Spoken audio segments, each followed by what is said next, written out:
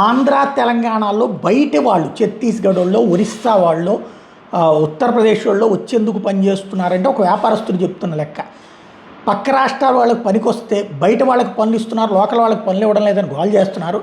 సక్రమంగా పనిచేసే వాళ్ళకి ఎవరైనా పనులు ఇస్తారు.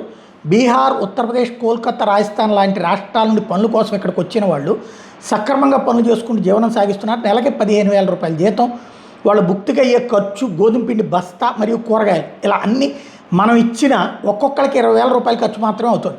ఒక్కొక్కరికంటే సుమారుగా ఒక్కొక్కరికి 20,000 రూపాయల జీతం లెక్కనిస్తున్నట్టు. మరి మన వాళ్ళు రోజుకి 1000 రూపాయలు ఏందో కుదరదంటారు.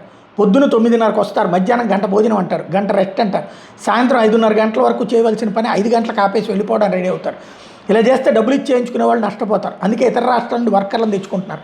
మన రాజకీయ నాయకులు ఓట్ల కోసం ఉచిత పథకాలు, డబ్బులు ఎరవేసి సోమరిపోతులు తయారు చేస్తున్నారు. ఇది మారాలి అన్నటువంటి వ్యాఖ్యలు కొంతమంది చేసుకొస్తున్నారు ఇప్పుడు.